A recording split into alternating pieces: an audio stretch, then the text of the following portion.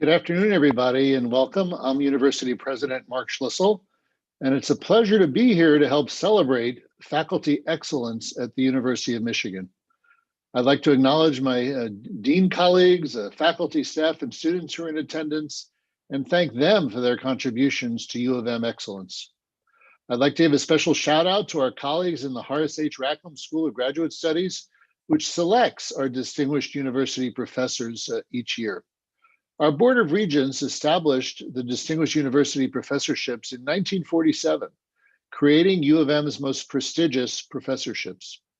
Faculty selected for this recognition, in consultation with the dean of the school or college in which they hold an appointment, name the professorship after a person of distinction in the relevant general field of interest, preferably a person formally associated with the university.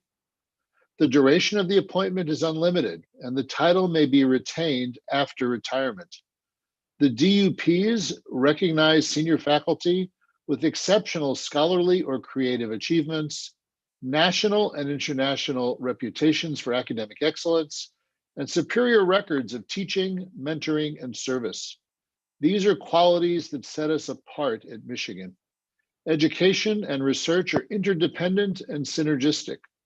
Our students get to learn from faculty who are peering around the edges of human knowledge and understanding and framing the questions that will drive us into the future. Students learn to question what they're taught and be purposeful in their studies. They learn that evidence matters and facts must earn their status. The excellence of the U of M faculty is of utmost importance. Our nation's ability to respond to a pandemic demands the level of disciplinary breadth that we pride ourselves at the University of Michigan. We have all seen the effects of the pandemic as they relate to medicine, public health, business, public policy, social justice, and education. At the same time, other disciplines have engaged deeply and importantly, whether it's using technology to bring the arts to people while they shelter in their homes, or through examining the disparities among people that are being exacerbated by the virus. Today, we have the pleasure of hearing from three distinguished university professors who've helped our university excel in all parts of our academic mission. Each will give a brief lecture and then take a few questions. Joining me for the introductions of our distinguished colleagues this afternoon is Provost Susan M. Collins. Rackham Dean Michael Solomon will be our question and answer moderator. It's now my pleasure to introduce our first awardee, Nicholas A. Kotov, the Irving Langmuir Distinguished University Professor of Chemical Sciences and Engineering. Professor Kotov's foundational discovery in biomimetic nanostructures transcend multiple disciplines: chemical engineering, material science, soft electronics, energy technologies, drug discovery, biomedical implants, and robotics. He demonstrated that the ability to self-organize into complex structures is innate for all nanomaterials, and that self-assembly is the unifying property of all nanostructures, whether inorganic or biological. His work is monumentally influential. Researchers and industries all over the world owe their lines of inquiry and innovation to his studies. As his nomination material said, the cumulative results of Professor Kotov's studies transformed the self-assembly of nanoscale particles from a laboratory curiosity into a powerful toolbox for technological revolution driven by nature-inspired materials. He's published more than 320 peer-reviewed, and nearly 20% of his papers have been published in the Journal of the American Chemical Society, Science, and Nature. He's won numerous awards and accolades for his research and teaching. Since 2008, 50 graduate students he has advised in 6 different departments have earned their doctorates. And over the last decade, he's spun off his research into 4 startup companies, which have brought investments of $8.5 million to our state's economy. His lecture today is titled Nanostructures in Nature. It is my honor to present Nicholas Kotov with a Distinguished University Professorship named after renowned chemist, physicist, and engineer Irving Langmuir. Congratulations, Professor Kotov. Thank you very much, Professor Schlissel. It's a great honor to be a part of the University of Michigan. And using this opportunity, I also would like to thank you for the leadership of our university during this hard time. It is essential to get through. I'd like also to say that this event feels very much like an exam. When I passed my citizenship exam a few years ago, I thought it was the last exam. It's not.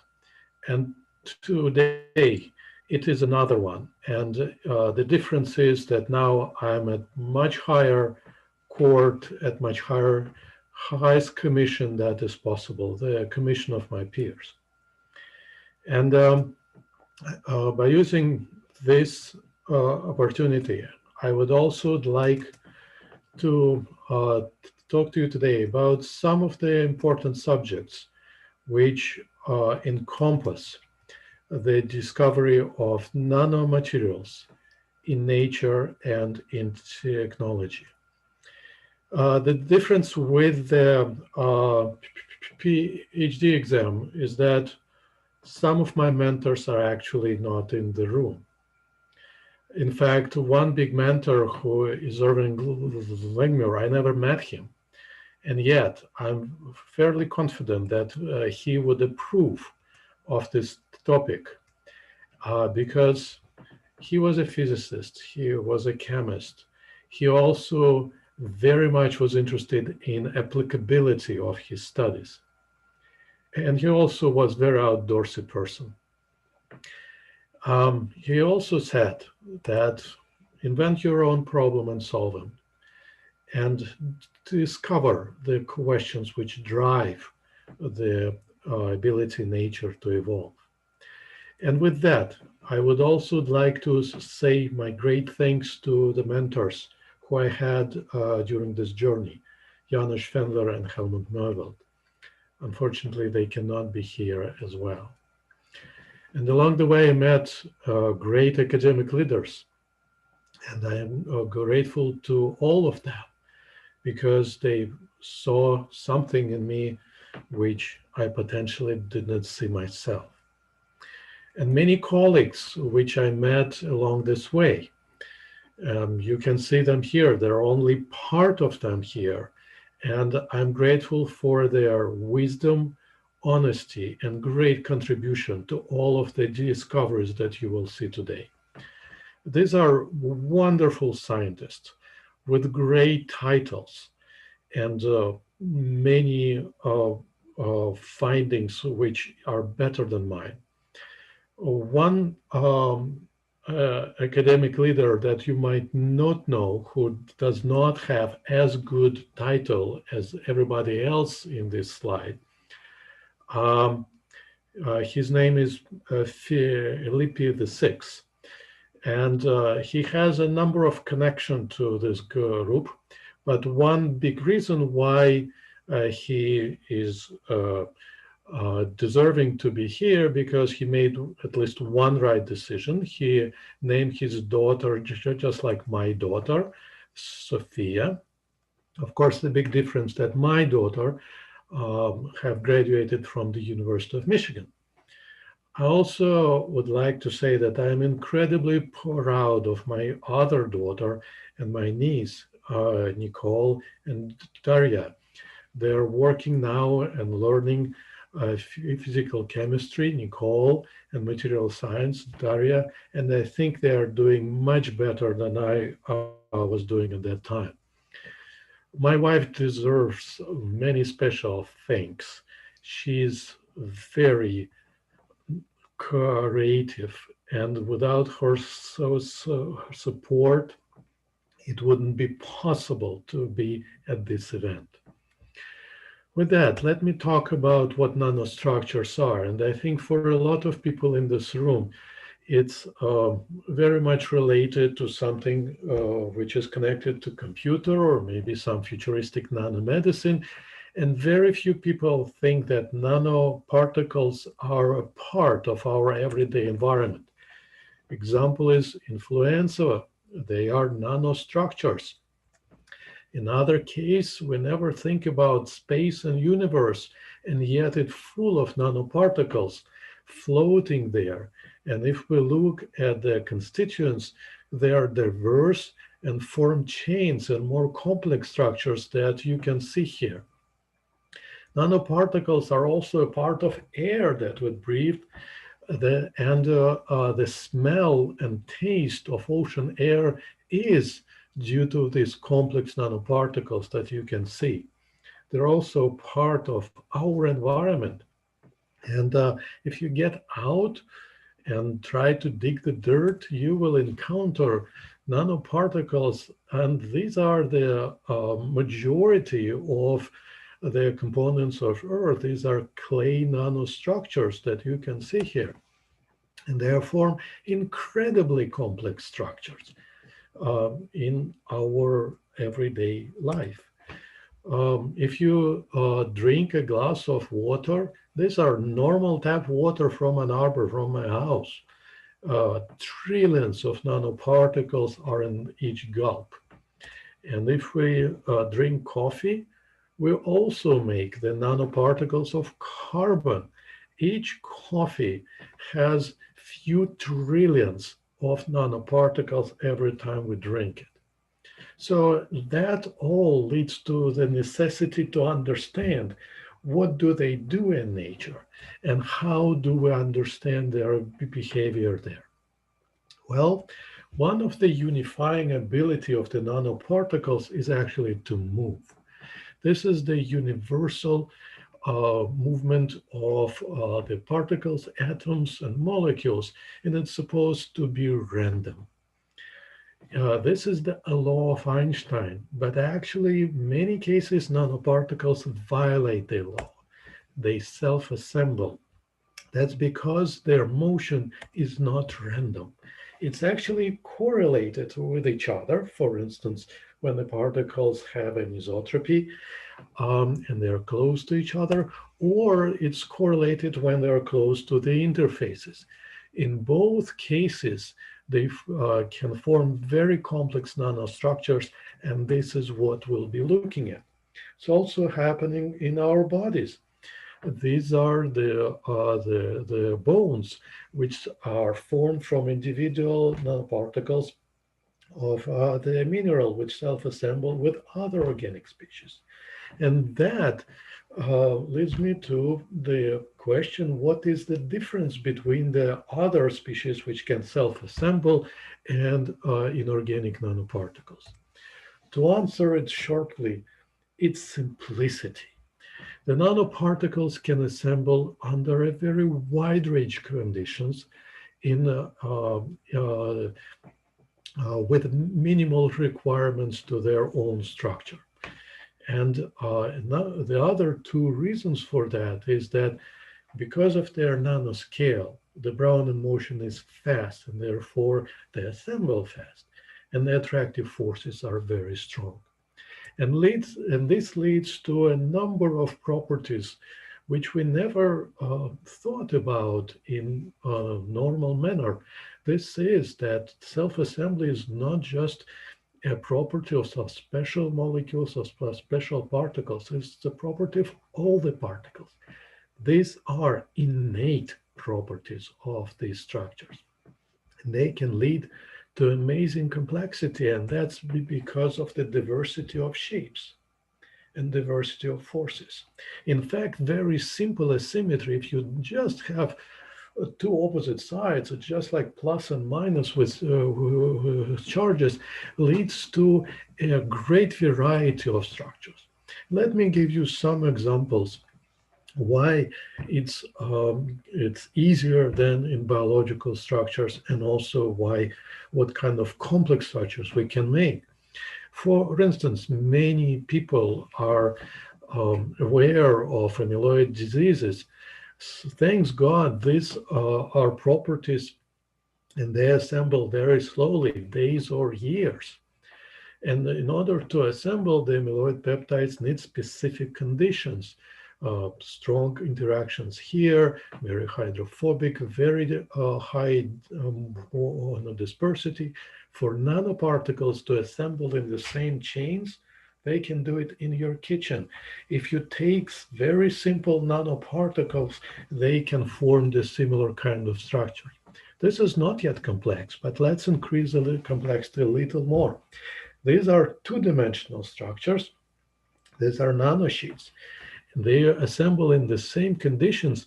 And one of the very important parameters here that, unlike many biological structures, they can be computationally described in a very efficient manner, which was demonstrated by my collaborator, Sharon Glotzer. Let's increase complexity even more. I mentioned viruses. Can we assemble something like viruses? Yes. And inorganic nanoparticles, again, very simple under conditions of aqueous dispersions, can form these prototypical cell-like, capsid-like structures.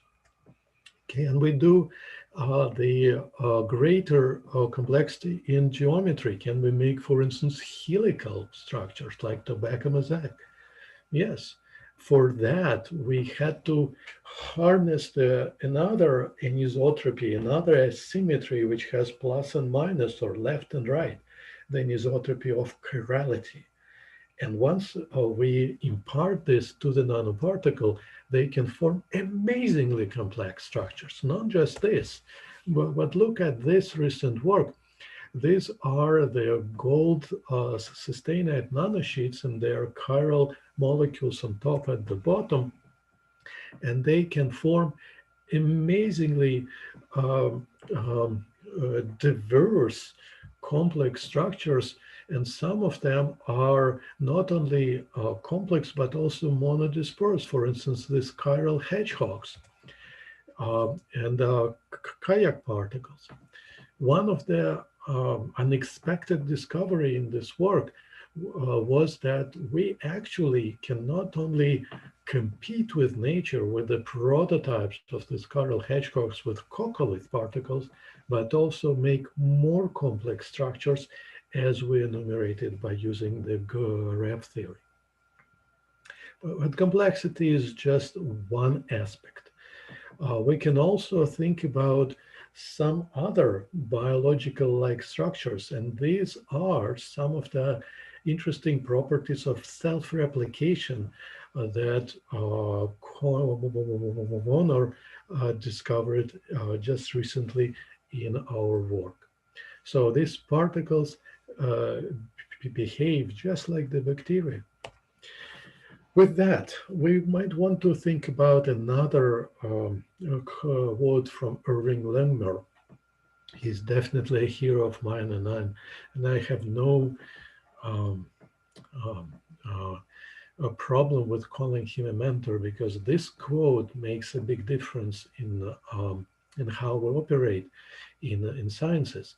Let's think about fundamental science, but let's think about how does your work has direct benefit to the mankind.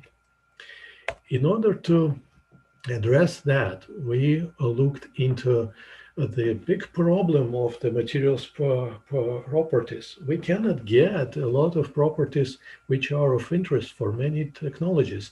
They are correlated, and we want then light and stiff materials for automotive industry, for aviation, for batteries, and we cannot normally.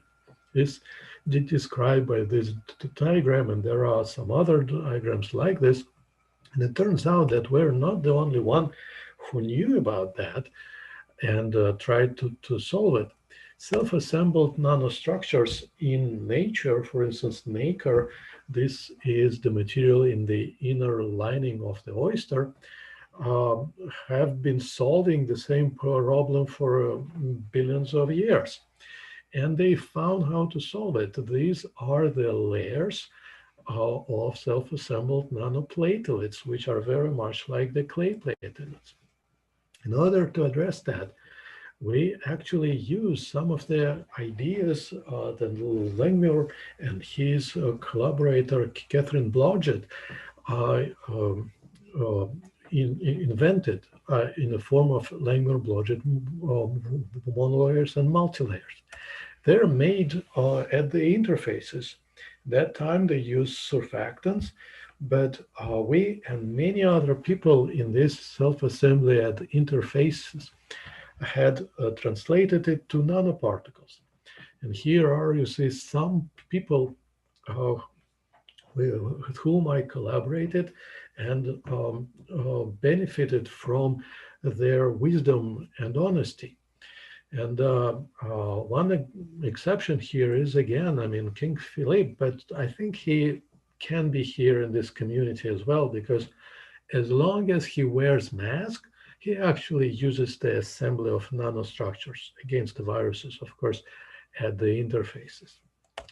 So first what we have done was figuring out that graphite oxide, or actually at that time it was a graphene oxide, uh, graphite oxide can self-assemble in the same manner, and it can undergo the transition between the conductive and non-conductive states, which enables a lot of high strength, tough conductive materials.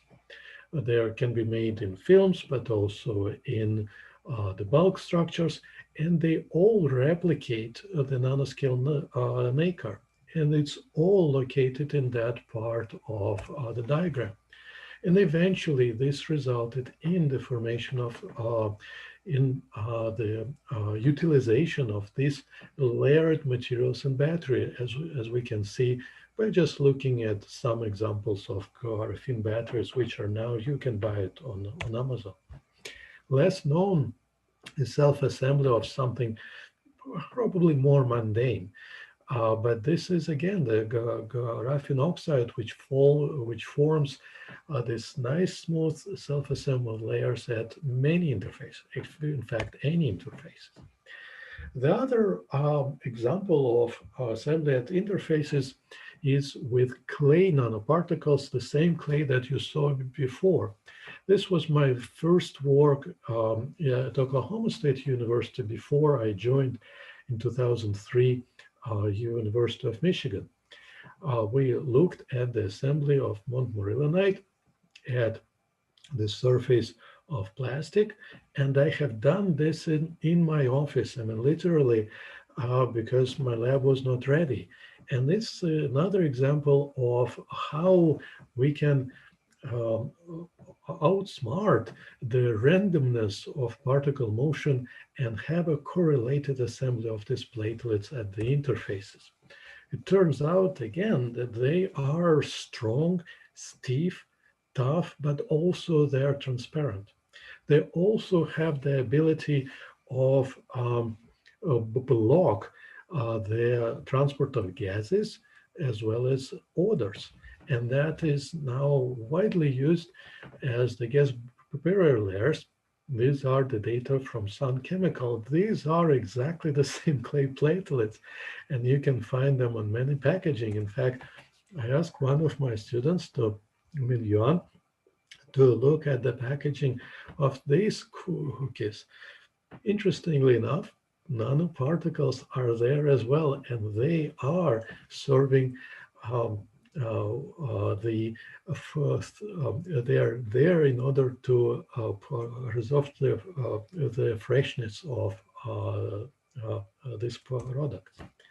With that, I come to the big thanks to my group. I mean, all the discoveries, all the wonderful findings, eventually I indebted to all these wonderful young people who are dedicated and hardworking. And in this photo, they look like had been through Chernobyl, although I hope the pandemic will end soon. And this is how they look in more normal setting, which I hope we can see already it's coming. With that, I'd like to thank you, wish you wonderful holiday season, and I'll be delighted to ask any questions, tough questions including. Thank you.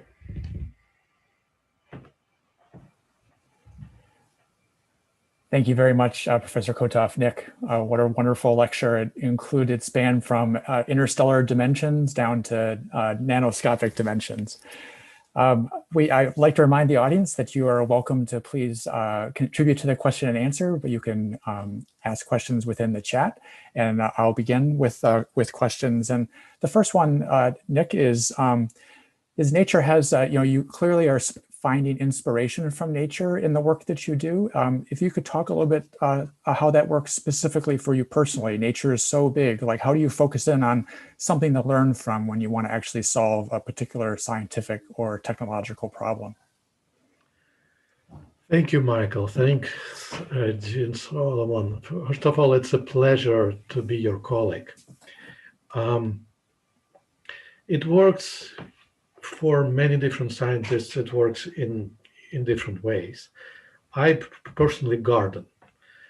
I found clay as a wonderful material, and I think about not just what I'm working in the garden, but also some other problems which I encounter at work. And the idea of using clays and as a nanomaterial came during one of those times. But one big difference is also to think about the big problems and trying to understand where do they come from and where is our current blocks in thinking are. So, for example, we are thinking about the Brownian motion. It's something random. Einstein said it. It's not random. And so this kind of question, why it is true, and when it's not true, is something which inspires me all the time. Thank you. Another question is around the particular choice of materials that you've chosen to invest your effort in. We noticed that the question is that you focused on inorganic materials, and that would be kind of almost in counterpoint to the organic materials that life uses. Could you talk a little bit about why and where the opportunities are for inorganic materials? Thank you, Michael. This is definitely the right question to ask, because with each material we have pros and cons. And with inorganic materials, we have the cons of stability, robustness, low cost, availability, sustainability. We also have cons that they're quite often their structure is not as exact as, for instance, the structure of DNA or the structure of an amyloid. But that does not mean that we cannot figure out how to make the complex structures that they could potentially make. And again, question, if it is inorganic, can it be alive? Is it a bad question to ask? Well, it's something that maybe will be answered or never, or maybe will be answered by some of my colleagues. But this is the question which might lead very logically from what you just saw. Complexity is amazing, and where does it stop? I don't have the answer to that question. Thank you. And then our last question before we'll turn to Provost Collins to introduce our next speaker would be, what has been the most rewarding aspect of leading the lab that you do? I think finding that they are smarter than you are is some of the most rewarding experiences which I ever had. And I think my students deserve full credit for what you just have seen. Wonderful. Thank you very much, Nick, for a wonderful lecture. And next, I'd like to turn to Provost Collins to introduce our next distinguished university professor. Thank you. Thank you very much. First of all, thank you, Dean Solomon, and a special thank you to Professor Kotov for your wide-ranging and really engaging presentation. I enjoyed it, and I'm sure that so many others watching did as well. So many thanks. It is now my pleasure to introduce Professor Laura Kasisi, who is the Theodore Roethke Distinguished University Professor in the Department of English. She is the author of 11 works of fiction, 3 of which have been turned into movies. Professor Kasisi has also published 9 collections of poetry, and she has received the National Book Critics Award for Poetry and the Rilke Poetry Prize. In addition, she has received several pushcart prizes, which draw attention to work that shapes the future of American arts and letters. Professor Kasisi is a graduate of the Residential College and our MFA writing program, and she now teaches in both programs. Students attest to her skill in creating a writing community that contributes much to their development as writers. Professor Kasisi named her professorship in honor of Theodore Roethke, a U of M alum and later a faculty member whose poetry was recognized by a Pulitzer Prize and a National Book Award. It is my pleasure to invite Professor Kasisi to the virtual podium for her lecture, Theodore Roethke and Michigan. And I'm sure she'll be joining us virtually in just a moment. Welcome. Thank you. Am I visible? Yes. Okay, thank you. And you can hear me? Absolutely. The podium is yours. Thank you so much, Provost Collins. That was a lovely introduction. And I want to thank, as others have, President Schlissel so much for the leadership in this hard year, which has been an extraordinary year and extraordinary leadership. And thank you to Dean Solomon, who was the person who called me or emailed me with the first news that I had been honored with the Distinguished University Professorship.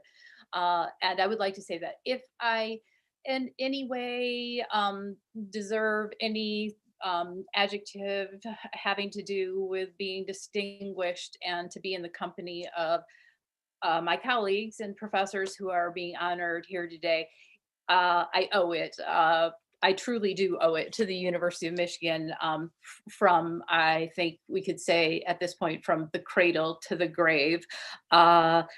First and foremost, I owe everything to my husband, Bill Abernethy, and my son, Jag Abernethy, who are both my my readers and my advisors and are the 2 smartest people I know.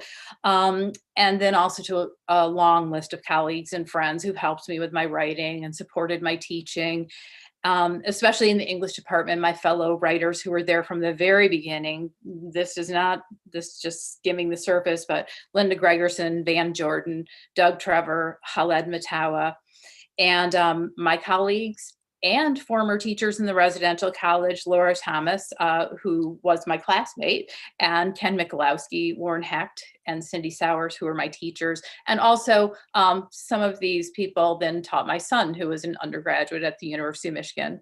And in the cases of these last few, as I said, although they became my colleagues, first and foremost, they were my teachers, and they will always continue to be. I arrived at 18 in their classes, and they let me stay. And then, of course, that brings me directly to students, and from whom I've learned more than I've taught. I know about writing, about life, about being students, about being people, about interactions and communication. We truly have an unusual population of students, and I just want to, there's too many now to name them all, but I want y'all know who you are. I'm thinking of you all the time. So not only am I lucky and grateful to have received this honor, I'm lucky and grateful to have found myself at the University of Michigan in the first place. And to really be a Wolverine. I'm just lucky, go blue. So this actually brings me to the topic of my talk today, which is the poet Theodore Roethke. One of the most inspiring things about, and one of the greatest honors of having been the recipient of a distinguished university professorship, was having been given this opportunity to choose the name of someone, as President Schlissel was saying, with whom, without that person's permission, but that person's distinguishedness and that person's affiliation with the University of Michigan, I may now link my own name forever. And I realize that every department and discipline at U of M over the decades has amassed its share of important contributors, not just to the university, but to their fields, to the country, to the world. They're curing our diseases. They're making products without which we cannot live. But today I'm going to speak just of the poets who've passed through here as faculty, or who were students, or who were both, and who were products of the University of Michigan, or as in the case with Roethke, as I said, he was both. Some names you know, whether you studied poetry or not. Robert Frost, he was here. W.H. Auden, Robert Hayden, Frank O'Hara, Jane Kenyon, Donald Hall, Marge Piercy, and I chose Theodore Roethke. Well, two other names were already gone because they were chosen by others, but also because he is not only Michigan, University of Michigan, he's not only affiliated with the University of Michigan, but with our state, and he writes about our state. And also I like to pronounce his name, although he, like myself, often said that people in his own family with the same last name pronounced it differently from how he did. He pronounced it Roethke, and I have myself a name that has extra consonants in it that no one need pronounce. So it's so I felt we had that as well as Michigan, the state, and the university in common. Also, as I said, two other poets' names had been taken, so it did seem like fate. Roethke was one of the very first poets I was introduced to in high school, and was astonished that he was from Michigan and that he wrote about grubs and worms, and that he was from Saginaw, was born there, and he's buried there. And he grew up on a 25-acre greenhouse in Saginaw, Michigan, and much of his earliest poetry, his childhood poetry is, and all of his poetry really was informed by that, was informed by dirt and worms and roots and leaves and chrysanthemums and cargoes of roses. So Roethke was truly one of the 20th century's most influential poets. Since I can't thank him in person for using his name for my title, because he died in 1963, I now do take every opportunity I have to speak about his poetry. Everyone knows that Robert Frost lived in New Hampshire and Vermont, but Roethke has never been as linked to the region in which he grew up, our region, and lived in that same way. Some would say that his identity as a poet was not as tied to place as Robert Frost, but that we consider, if we look at his poetry and consider the landscape of Michigan, which granted maybe in Colorado we wouldn't be considered to have a landscape, well, he was influenced by and he transferred to the page the landscape, the seasons, the flora and the fauna. And he may not have had as a major subject matter the social life of the area, and those are not his preoccupations. But in fact, he wrote about Michigan specifically in dozens and dozens of poems. And I would say that inevitably in every poem, he is writing from the source of our state. It's particularly the poetry he wrote about his childhood, as I said, in Saginaw, that takes the seasons and the Midwest as its center. And not just in the natural world, although that is very much there, but also in the language, which I think Midwesterners recognize has its own cadence, its own music. There's perhaps a sensibility that he conveys in his poetry that's particularly linked to his time and our place, whether or not any particular poem might be considered to be set in a location. If you want to turn on the closed captioning, because I don't have slides, I'm going to read a poem of his, but it's only 7 lines long, so it shouldn't be too confusing. But this one, I would say, is undoubtedly set in Michigan at the Roethke Gardens in Saginaw, which his family owned and ran, and where he grew up. And it's a famous poem. It's, as are many of his greenhouse poems. It's called Child on Top of a Greenhouse. It also fills in some autobiographical details, so I don't have to give you those in a more boring way. The wind billowing out the seat of my breeches, my feet crackling splinters of glass and dried putty, the half-grown chrysanthemums staring up like accusers, up through the street glass flashing with sunlight, a few white clouds all rushing eastward, a line of elms plunging and tossing like horses, and everyone pointing up and shouting.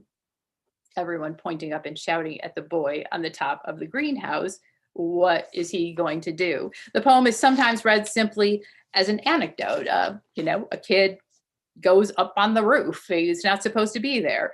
Maybe he's going to fall through the glass of the greenhouse. Maybe he's gathered an actual crowd of onlookers, which I like to think, because then the poem becomes, in some ways, an ars poetica, a poem about writing poetry. The poet sees the sunlight and the clouds and those elms plunging and tossing like horses, and he has a kind of mystical communion with them, and maybe all of creation from his perspective at the top of the greenhouse. But it's a precarious position to be in. But no one ever accused Theodore Roethke, or very many other poets for that matter, of not being self-important. Roethke has been described as a poet who, in his biographies and as he's discussed by his friends and family members and his students and his colleagues, as a poet whose mood was constantly swinging between astonishing bravado and paralyzing self-doubt. So here the child made himself really the center of all of it, the focal point. However, others read it as the observations and exhilaration of a boy about to jump, likely thinking he can fly, which never make that mistake. Even if you have a cape, you probably won't be able to do it, but maybe he did. The poem ends before we know whether he jumped to his death, whether he fell through the glass roof, or whether he flew. And I think the poem suggests to us that whether he flew or not, in his poetic reverie and his communion with the sky and the clouds and the elms, he did fly. The poem ends before we find out whether or not he jumped, and if he did, whether he flew. But these half-grown chrysanthemums staring up like accusers. So you can see those down through the greenhouse growing up, and he feels that they are looking at him unhappily. They don't approve. Maybe they're the only audience for all of this, pointing up. Maybe they're the ones who are pointing up and shouting at the child, get down from there, don't jump. But that's irresistible too. Everything is hurrying the child along, the elms plunging and tossing like horses, the clouds rushing eastward. Either time, go up there while only the chrysanthemums can see it, or before the adults catch you. Or maybe he'd be the one kid who, under these circumstances, as mystical as they have been for him, could actually fly on such a wild and windy day. But as I said, he lived to receive his BA and MA from the University of Michigan, so he did not kill himself by jumping off the roof. So either he flew if he jumped, or if he fell or didn't fly, he lived beyond childhood to write about it. And of course, he might not be the child in this poem. He might be one of those shouting at the child to get off of there. But being the poet, he also sees and feels and knows what the child experiences. Much has been said about plant life and growth and the influence of the greenhouse on his imagery, the cargoes of roses, leaf mold, manure, lime piled against slippery planks. These images come from his poem Root Cellar, which ends with the lines, "Nothing would give up life. Even the dirt kept breathing a small breath." Roethke described his poetry writing process as one of, and this is a quote too, looking so long at a thing that you are a part of it and it is a part of you. And his contemporaries were greatly influenced by the richness and specificity of his figurative language. His influence through his own poetry and that of poets he influenced, not even to mention he taught Pulitzer Prize winners himself, can be found in most of the poetry being written in English since his influence. Beyond whatever twist of fate brought Roethke's family from Prussia to Saginaw, I find that the kind of attention he paid to his formative place, which is a place we share with him now, isn't related to his talent. His talent made it possible for him to put into lyrical and vivid lines of poetry what he saw. But whether or not we're poets, what we can learn from Roethke and what much of what's being taught and studied at the University of Michigan this half century since he was here is that kind of attention, to pay that kind of attention to the world. What I learned from Roethke's poems when I first read them and continue to learn from them as I continue to read and teach them is similar to what I learned as a student here at the University of Michigan, to look more closely, to see as clearly as possible, and not to miss any of it, not to be blinded by my own perceptions of what I should be seeing, even the mold, even the roses. I did not thought of Michigan as I grew up here as a particularly romantic or dramatic backdrop for my own poetry. I felt deeply that I should have been born in Italy or France, or Argentina, but seeing Michigan through Roethke's eyes early on gave me an entirely different view of that which passed by the window of a car's back seat while I looked out of it throughout my entire childhood. That nudge that he gives, look harder, see better, it's in his poems, and to practice that is what we're here to do, and why I'm so proud and honored to be able to do it. And I mean, here at the University of Michigan, but also on Earth, maybe, to share what we've seen, to learn from one another's visions and sensibilities. One might think of poets and scholars as being solitary, as practicing social distancing before social distancing got cool. In fact, the opposite is true. It's through our interactions, through our sharing of observations, that personal developments are made, and also how clarity is collected by the culture at large. In other words, the details we miss are the ones we need to read poetry to see, and the details we come together to point out to each other, as in the last line of his poem, everyone, pointing and shouting. And what would we likely never encounter in isolation from others who are seeing and searching as we do?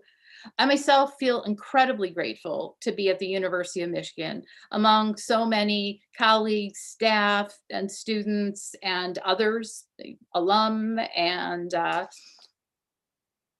who are always refreshing my viewpoints, renewing my perspectives, giving me deeper appreciations.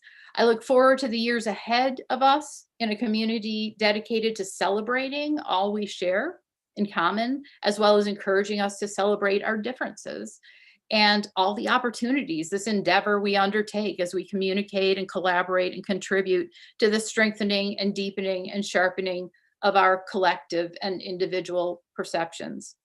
Roethke said, "What we need are more people who specialize in the impossible." And what else is there to specialize in but the impossible? And however apt an ending on that quote might be for my talk, I chose instead to close with thanks again to everyone who supported me and all who've devoted so much of their lives to making the university a place where specializing in the impossible is possible. And with my favorite of Theodore Roethke's quotes, which, if he thought about it, suggests how we might look at something and fail to see it for what it is.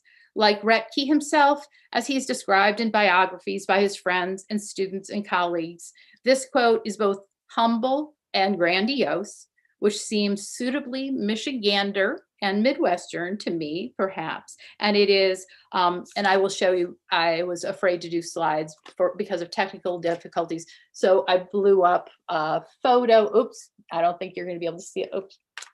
It was a photo of the commemorative stamp of Theodore Roethke from 2012, which if you try to buy it now on eBay will cost you a lot more than a stamp will. But he said, and I quote, after you've seen his photo, "I may look like a beer salesman, but I'm a poet." Thank you so much for everything, for the honor and for listening to my talk. Wonderful. Thank you very much, Professor Kasisi and Laura, for a wonderful lecture. It really a portrait of a poet that's inspired you, but then also the connection between the two of you. We have some questions from the audience that I would like to moderate, and just a reminder to the audience that you're welcome to provide questions through the chat feature. Our first question is related to, I'll read the question. Laura, your story about the greenhouse is wonderful, but dangerous. Do you feel that poetry is sometimes a dangerous enterprise, a possibility of flight, but also of falling?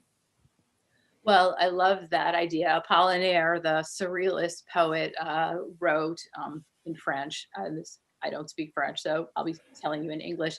In a poem, he said to come to the window. This is the speaker in the poem. He said, "Come to the window." I said, "I'm afraid I'll fall off." He said, "Come to the window." I said, "I'm afraid I'll fall off." He said, "Come to the window." And I came to the window and he pushed me and I flew. And which is a wonderful idea about teaching, although I don't push my students out the window myself, but nudge them towards the window to hopefully feel that they might be able to fly themselves. But I think that, that poetry actually, throughout the world and in places today, not in the United States at the moment, but poetry has been dangerous to write. But it's not skydiving. And I think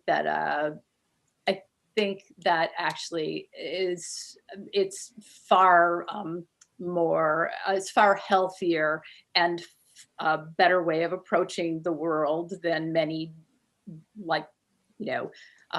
high risk sports, that sort of thing. Tightrope walking, for instance, that's dangerous. Thank you. Another question is, you convey joy, enthusiasm for poetry, really, and every word that you speak. How do you think about conveying that to the undergraduates that you teach in the residential college, both readers and writers of poetry? Well, in every class I have both. I have some who've come to write, some who've come wondering what poetry is. And I feel that it's actually very easy to get students excited about poetry. Well, it could also be that we have exceptional students, but I think that the idea that some have to, the little stream that has to be crossed sometimes before, when people are doubters of either their own writing or of the pursuit of poetry, writing it or reading it, is to the subconscious, from the conscious and the literal to the subconscious to the figurative. I often tell my students, if you want to tell me how to change the oil in my car, please do not write me a poem about it. That will not help me at all. Or to program my DVD player. That poetry is a different kind of communication, and it's not nonsense. It's not word salad. It's not confusing, but instead it calls on a different part of our brains to write it and to read it And I feel like once students make that switch, if they haven't already, many of them have early on, it's a bit of an addiction. And then makes its own audience for poetry.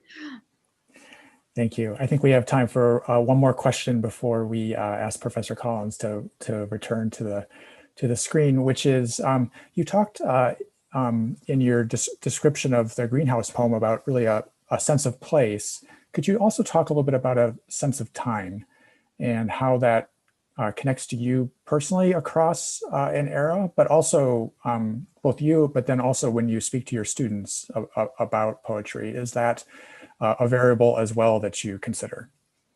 Well, I think that Roethke could be said, students and I and the whole classes have argued about his poem, My Papa's Waltz, whether or not, and which is a poem you can Google if you don't know it, about whether or not, so a little boy is holding on to his father and the mom's not happy. They're making a mess. Dad and little boy are bouncing around, waltzing in the kitchen, and dad is beating time on top of the little boy's head. And I think that over the years, the way that poem has been read has really changed from when I read it. It really is from a simpler time now. Whether or not Roethke's time was that simple, I don't know. He was born in 1908, so I wasn't there.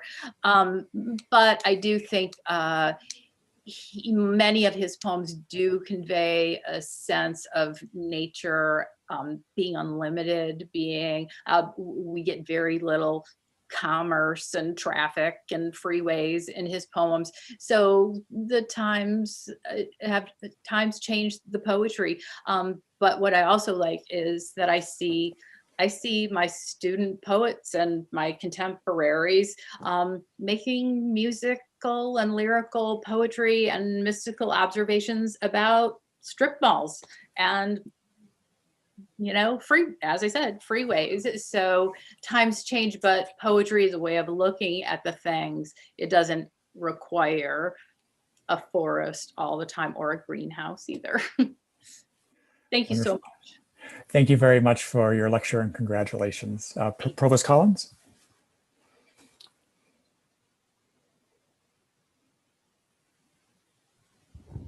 Just making sure.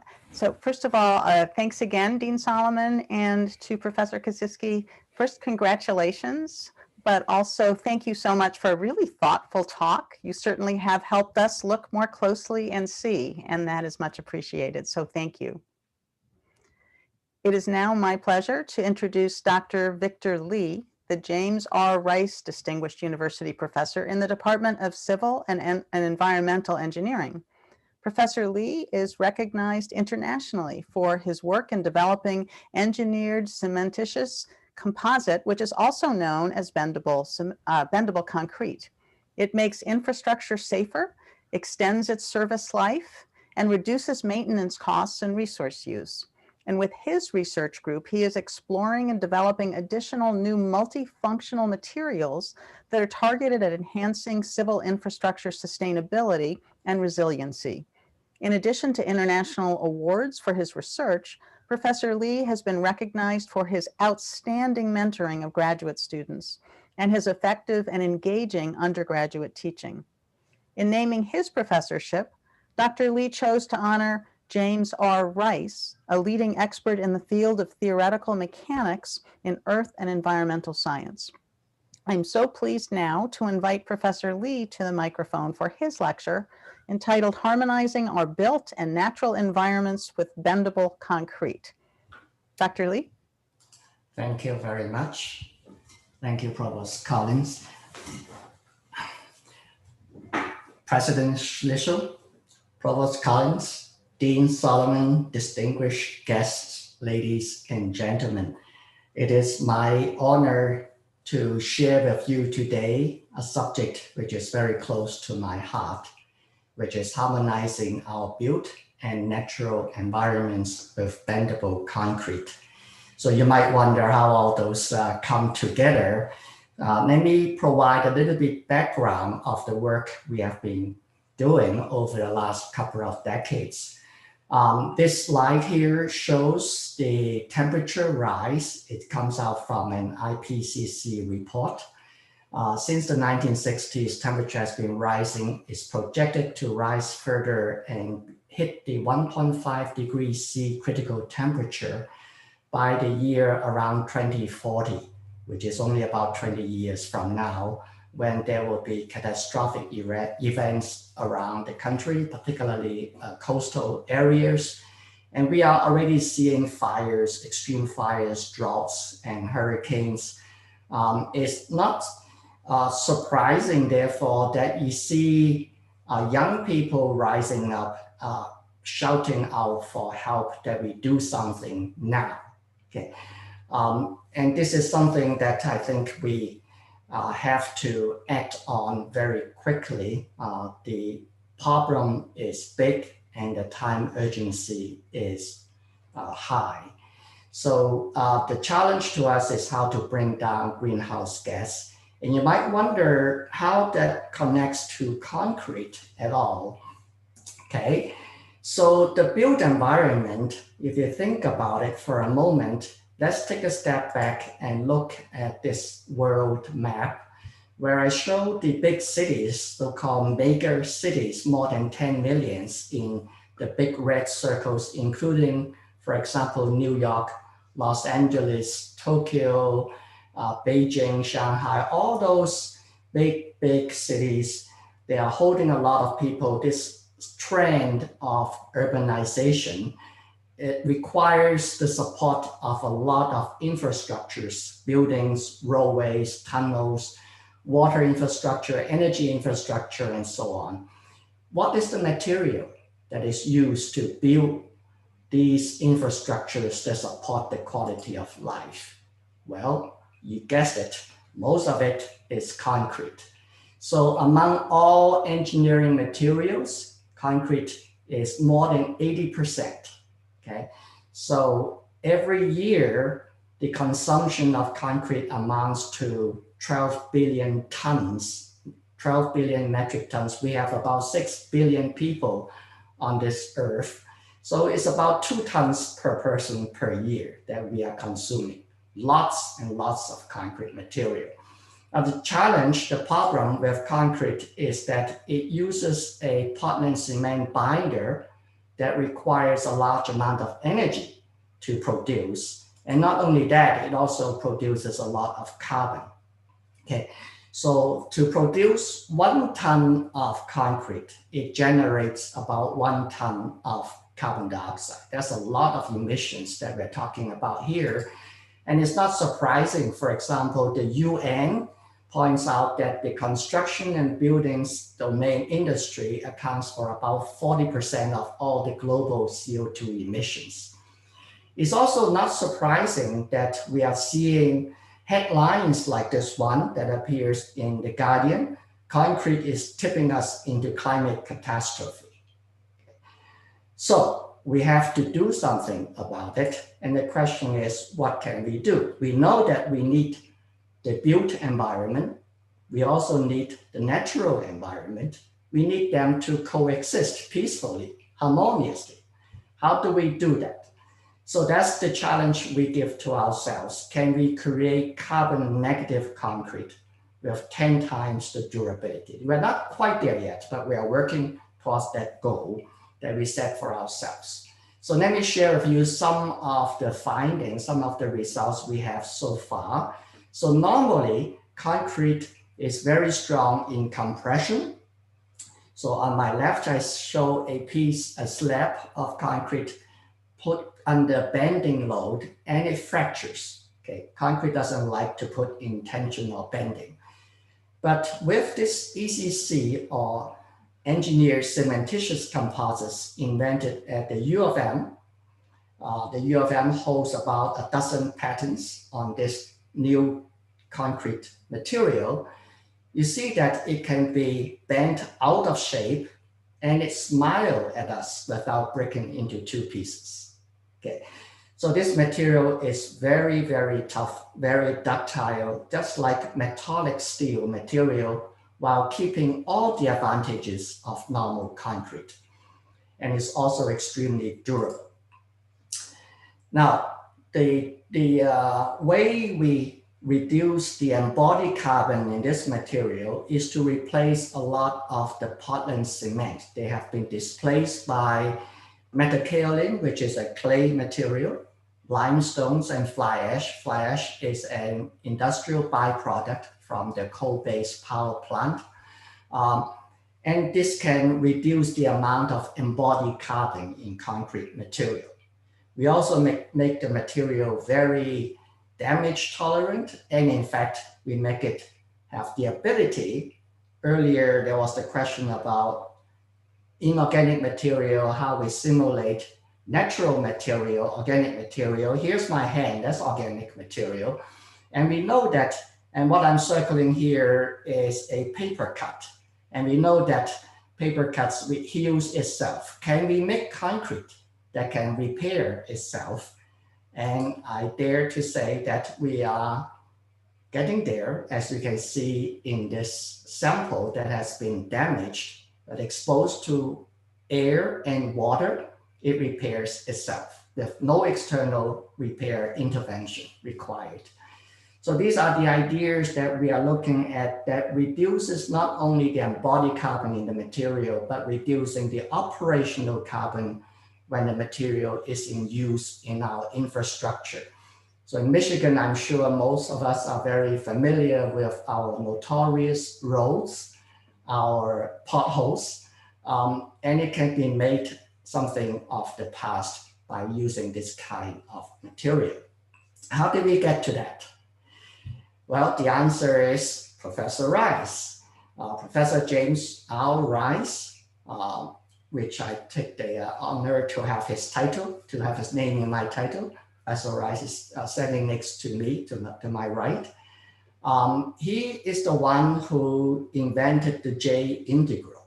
Okay, this paper was published when Professor Rice was only 28 years of age.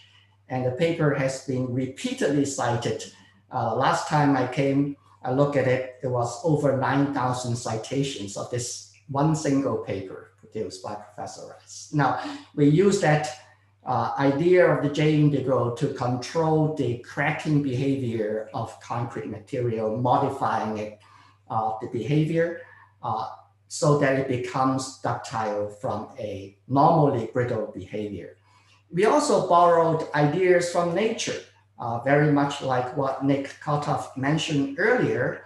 So the inside of the abalone shell is actually this nacre, which is made out of platelets of very brittle calcium carbonate, okay?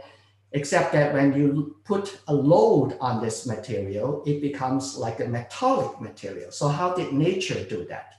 So what happened is that the secret lies in the fact that these platelets are not continuous, but they are separated by layers of organic polymers, which allows movement between the platelets when the nacre is overloaded, turning a brittle material into a ductile material. So we borrow ideas from nature to create this bendable concrete that we saw earlier. Here's a sample where we really demonstrate the non-brittle nature. We have this piece of specimen, deliberately cut 2 notches on the edge, and then tension it horizontally. And instead of fracturing in the middle, connecting between the notch tips, the damage actually spreads away from that zone. Okay, so this becomes a very highly damage tolerant material. In fact, Professor Paris, picture here, he's also a mentor of mine when I was a graduate student. Both Professor Rice and Professor Paris were my mentors at Brown University. And I mentioned him because he was here at U of M several years back when his daughter graduated from U of M. He used that opportunity to come and visit my laboratory when I showed him this specimen under load and the damage spreading away from the notched section of the specimen. And this is his comment. He says, "Victor, you just destroy fracture mechanics." Well, I would rather prefer to put it another way, and that is we didn't really destroy fracture mechanics, but we use fracture mechanics at the micro level to control the micro cracking behavior. In fact, we did so by using microfibers with surface coatings simulating the behavior of nacre to allow and produce a certain amount of give when the concrete is overloaded. This work has been growing since I came here to U of M in 1991. The citation of our work has been growing over the years, and it just hit 4,000 this year in 2020. It's reflecting the large amount of different groups, research groups, research and development groups around the world following on this work, building up more and more knowledge. In fact, the huge amount of knowledge built up, the body of knowledge built up, we have put it into a textbook that was published last year.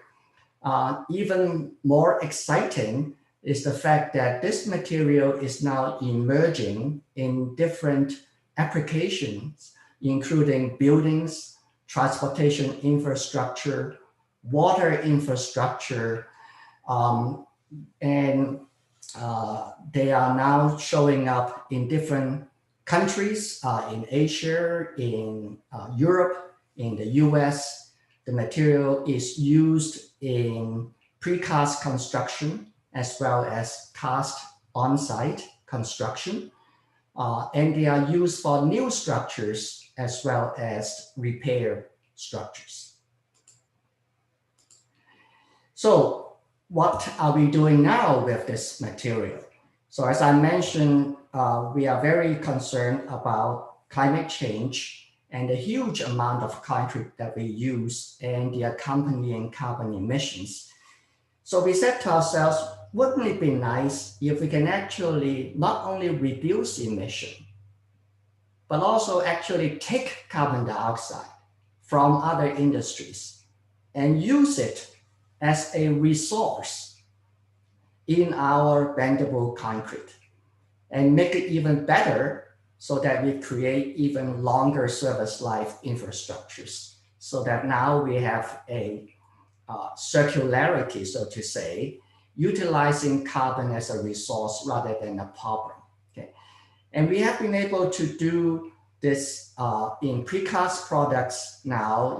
For precasting of the ECC, we are able to sequester close to 10% of carbon dioxide by weight, and for cast in place, close to 4%. So these are huge numbers. The potential for sequestering carbon, putting carbon and locking carbon up into construction materials in a permanent way is our hope, at least from my angle of view, to reduce the carbon and the rapid increase in global surface temperature. Another direction we are taking is to reduce carbon in the construction industry by making it more productive and reducing waste. And one of them is to use 3D printing. And why ECC, why bendable concrete in 3D printing? Well, one of the problems with concrete is the brittleness, as I mentioned earlier, and the need for steel reinforcement in concrete and the 3D printing process are not very compatible with one another.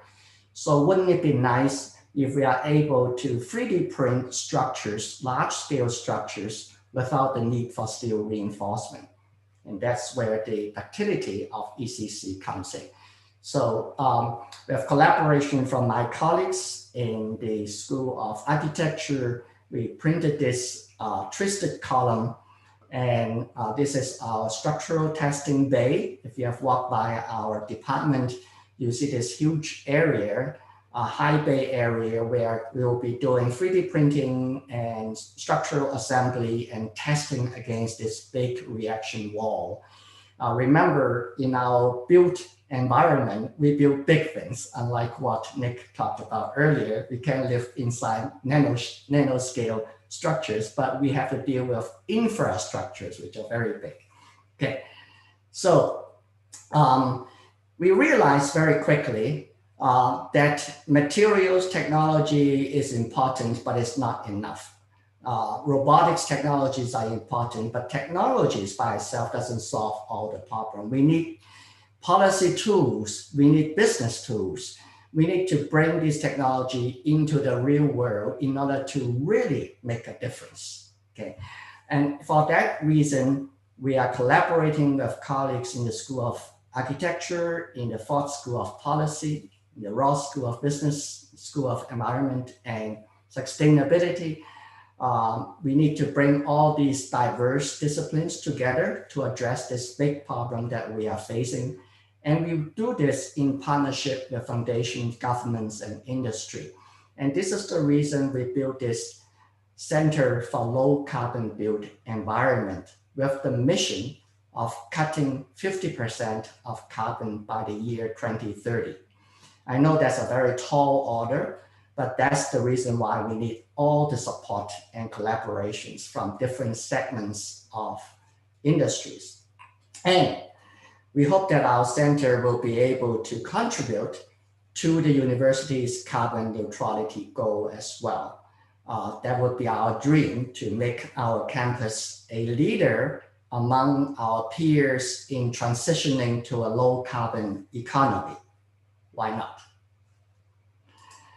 All right, so you might ask, why are we doing all of these things? Okay, this is my answer. We have only one Earth. We all live on it and we depend on it. We know that we need our built environment, but we also need our natural environment. And we need both, not just for ourselves, but also for our children and their children.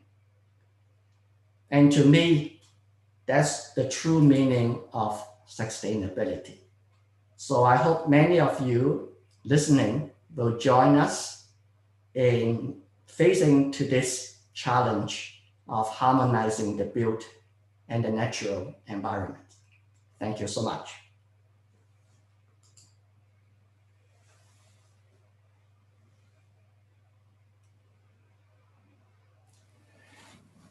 Thank you very much, Professor Lee. Victor, what a wonderful lecture.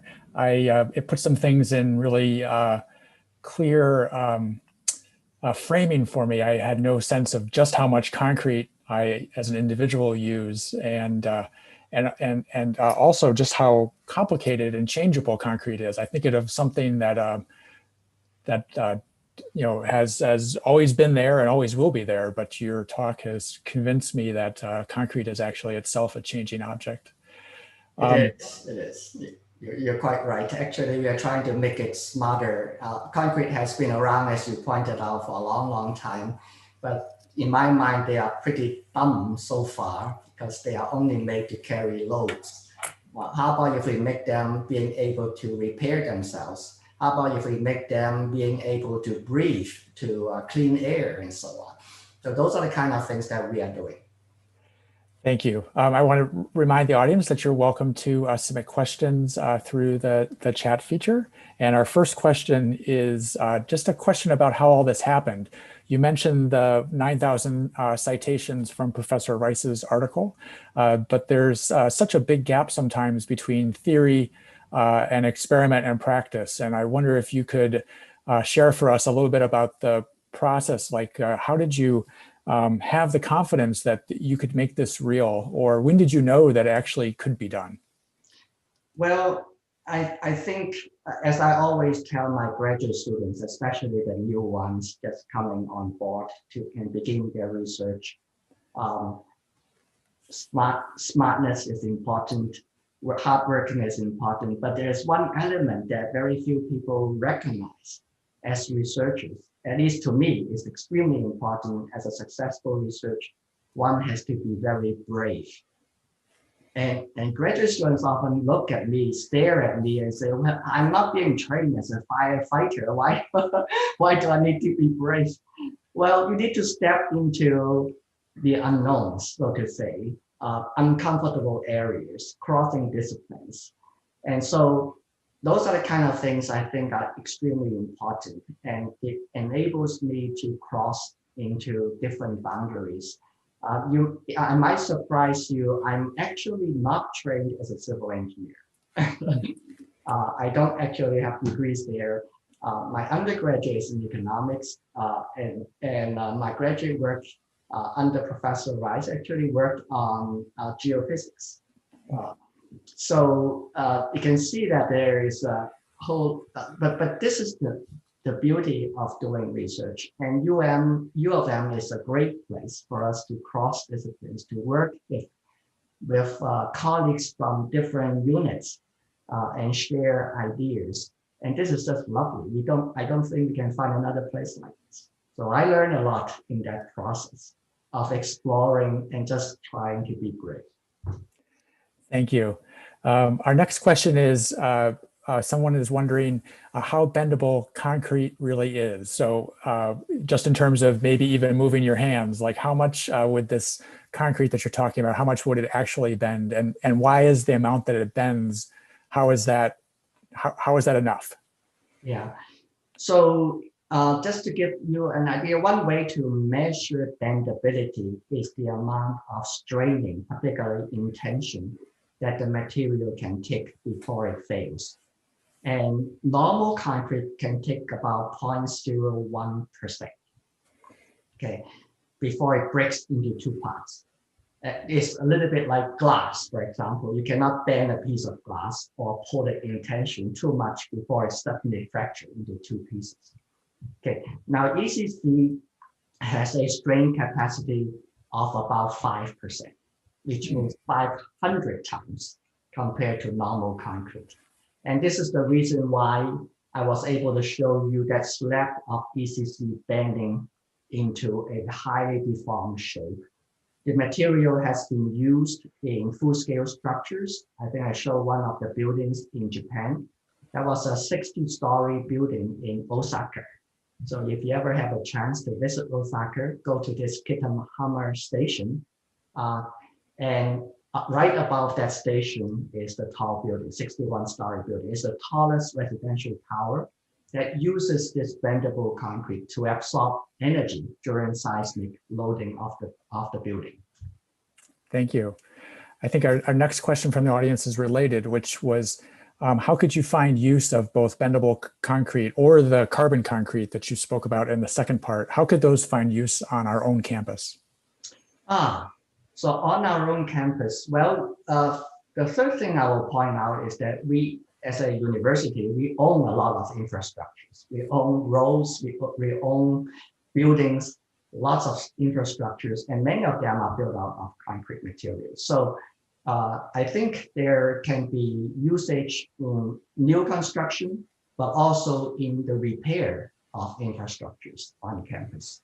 And I remember when I first came here, I saw there are lots of parking garages, parking structures on our campus that have spalled out concrete on the beam and the reinforcement all corroded out and so on.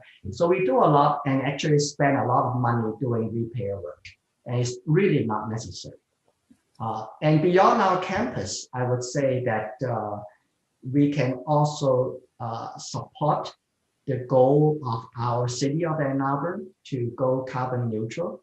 And again, we own a lot of infrastructure, roads, and so on, that really do not necessarily have to repair all the time. We don't need that, and we don't want that.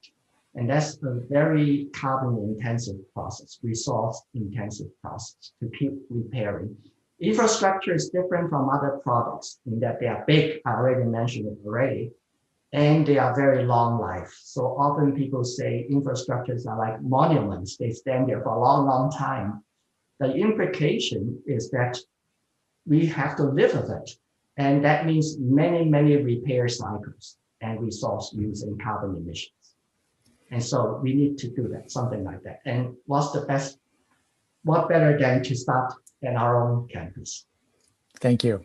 The last question we have time for is, you spoke at the end of the talk about sustainability, and there's a question around if these materials can be recycled at their end of life, or could you talk about recyclability of concrete? Okay, so the recyclability is not the normal way.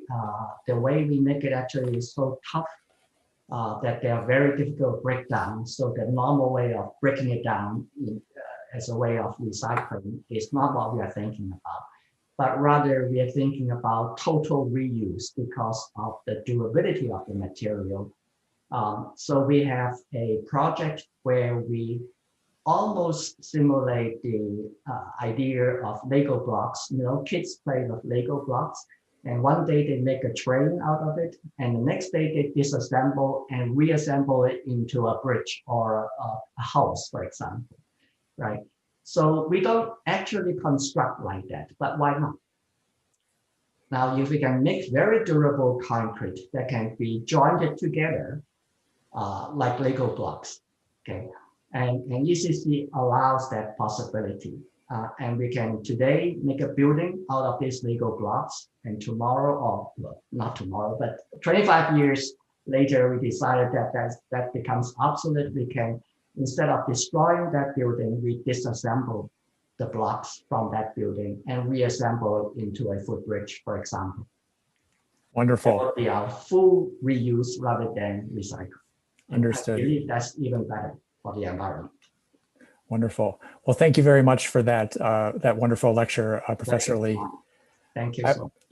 I would like to take just a brief moment to conclude our event today. First, let me again, on behalf of all my colleagues, extend my congratulations to the 3 recipients that we were able to honor this afternoon. I also would like to thank my colleagues in University Development Events and IT who worked in a short time frame to create this virtual event of a symposium, the Symposium of Self, of which is also a very new idea. Thank you very much. And also a thank you to our distinguished university professors for preparing these lectures for us today. And then finally, to you, the university community, for participating in this virtual symposium this afternoon. I thank you all, and I bid you all a very good afternoon. Thank you.